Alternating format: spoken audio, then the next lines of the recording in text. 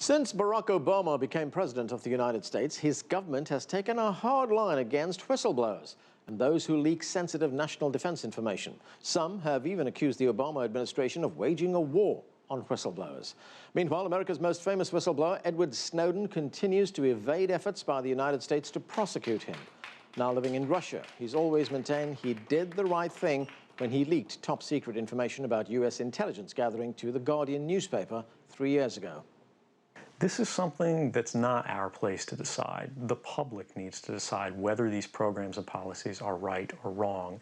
And I'm willing to go on the record to defend the authenticity of them and say, I didn't change these. I didn't modify the story. This is the truth. This is what's happening.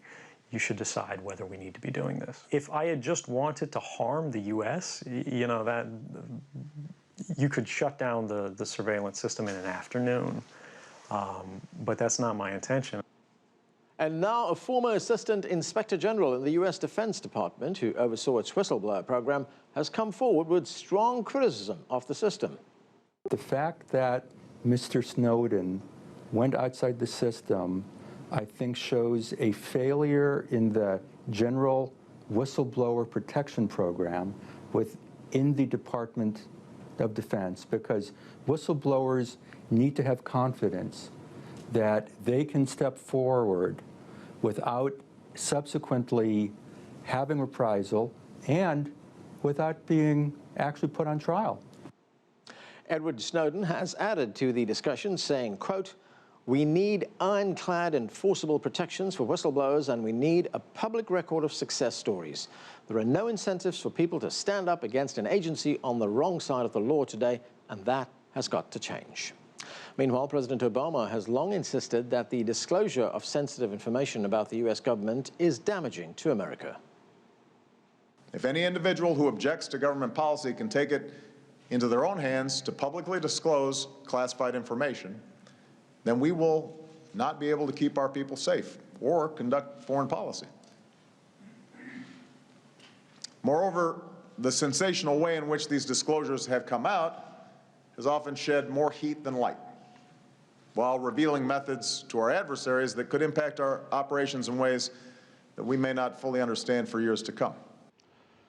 And joining me now from the US state of Maryland is Kirk Weber. He is a retired senior analyst with the United States National Security Agency. He's also a former whistleblower. With us from Minnesota is retired FBI agent and whistleblower Colleen Rowley. Also with me here in the studio is Bradley Moss. He is an attorney who specializes in litigation and matters relating to US national security. Welcome to all of you to the show. Bradley, let me start with you. And I'm wondering if you could give us some idea of the difference between a whistleblower and a leaker of classified government information. As I understand it, a whistleblower is someone who's trying to do good. He's trying to act in the public interest. And someone who intentionally leaks government information for other reasons is a leaker who wants to do harm. Correct. I mean, that's generally been the dictionary distinction, is that a whistleblower is someone who's trying to expose fraud, waste, wrongdoing, something along those lines, and that the leaker, the person selling information, is doing it for their own personal benefit or doing it to harm their own country. Right.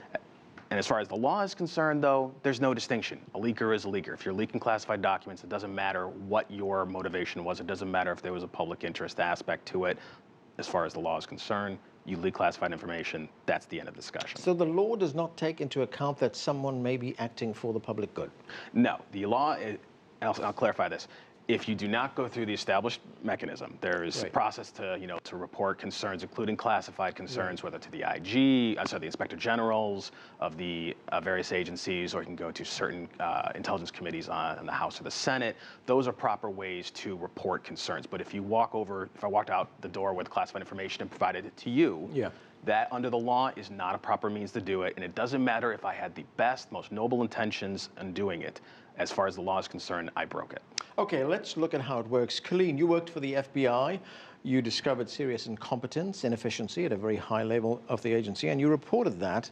Tell us about that experience and what happened.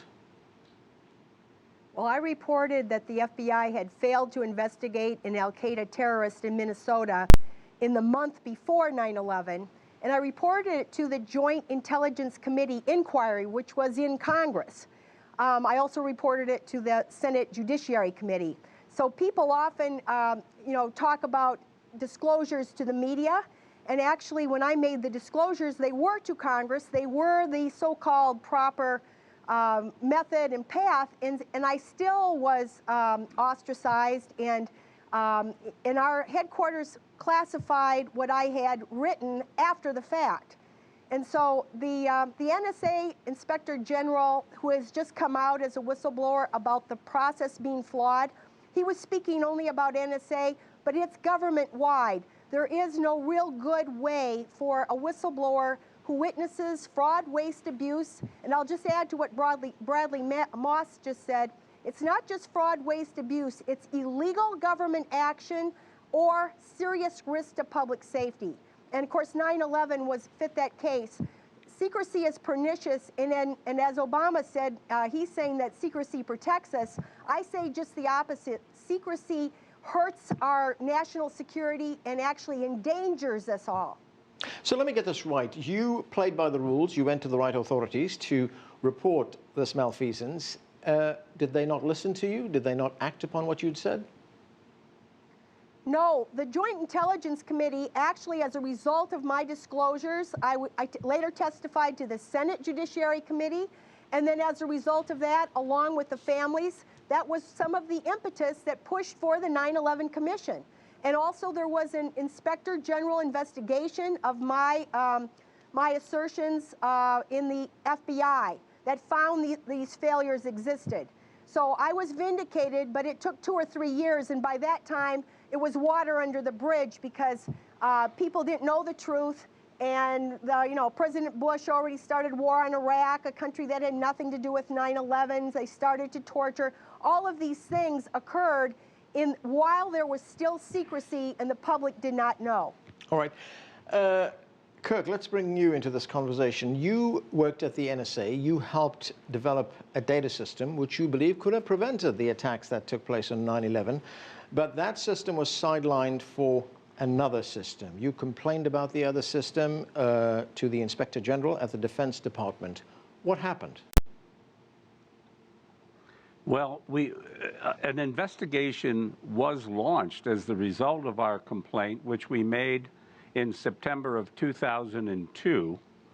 And that investigation concluded, and a report written in 2005, late 2005.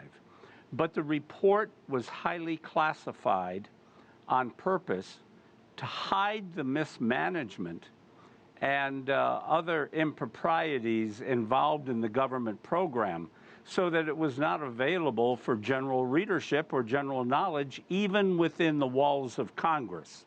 So the government buried its dirty deeds. All right, Bradley, what do you make of that? Now, here we have two people, we've just heard their stories, who acted in good faith, who went to, through the right authorities to report what they had seen. But instead of those authorities acting upon what they'd been doing, as Kirk just pointed out, they want to bury it. They want to sweep it under the carpet.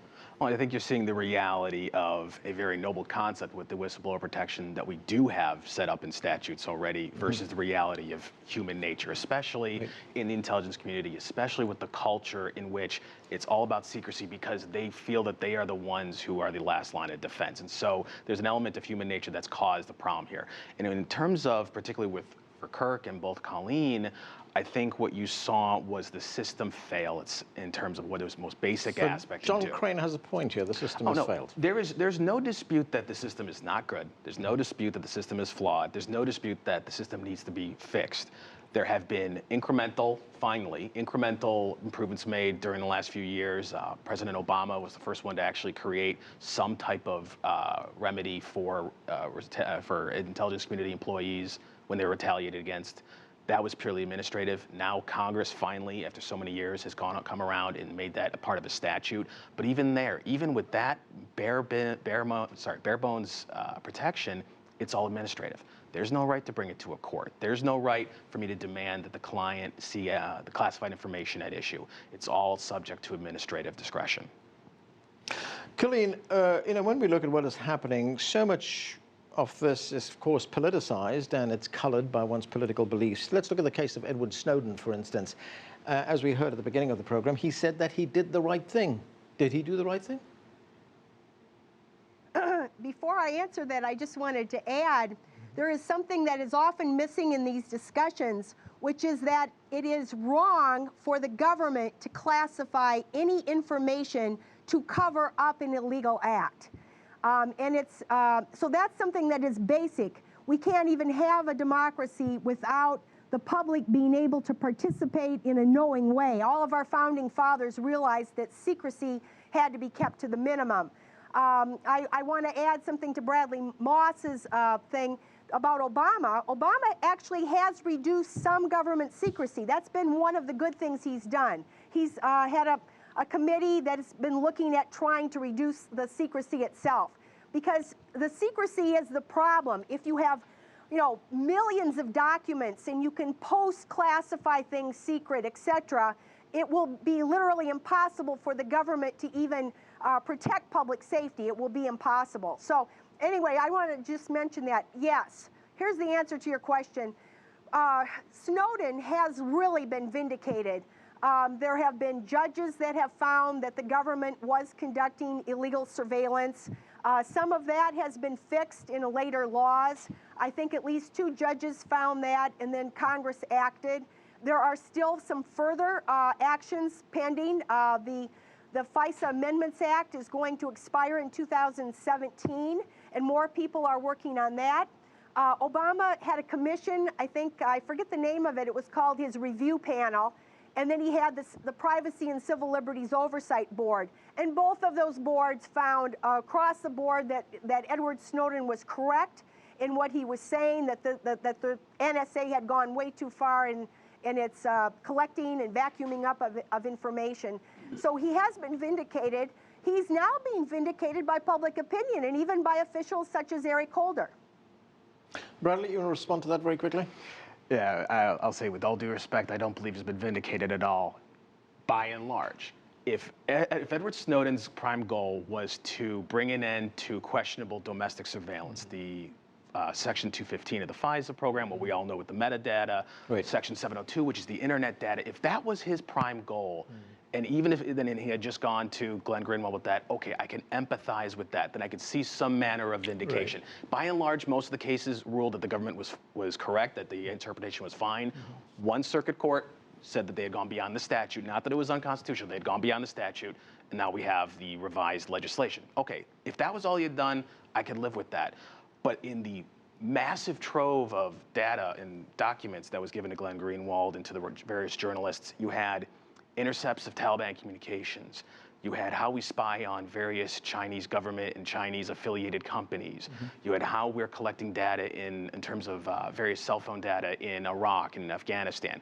That has nothing to do with the American people's right to privacy. It has nothing to do with constitutional violations. That was a policy dispute that he was raising that was completely separate. And as far as I'm concerned, and this is just me speaking for me, right, that goes far beyond what a whistleblower was supposed to do. Just for the record, Snowden did take his complaints through the proper channels, and nobody acted on it. We've just had a report produced by Vice News, which came out about 3 days ago. They've obtained documents through the Freedom of Information Act, which shows that when he went to authorities to complain, their immediate reaction was to discredit him, not act upon what he was saying. Actually, I read that report in detail on Saturday when it came out. I want to get to Kirk. Kirk, the case that you were involved in at the NSA, you and other colleagues filed a complaint. Now, one of the NSA staffers who endorsed that complaint that you filed was Thomas Drake. Drake was charged subsequently with espionage. Let's take a listen to his view on the whistleblower process. I can make an argument that government increasingly prefers to operate in the shadows and finds the First Amendment a constraint on its activities. And yet taking off the veil of government secrecy has more often than not turned truth tellers and whistleblowers into turncoats and traitors, who are then often criminally burned, blacklisted, and broken by the government on the stake of national security. So, Kirk, my question is, why did the government go after Thomas Drake?